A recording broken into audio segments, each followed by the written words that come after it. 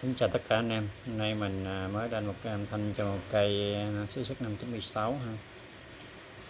Mới làm xong đây. Rồi anh em nghe âm thanh đó nha.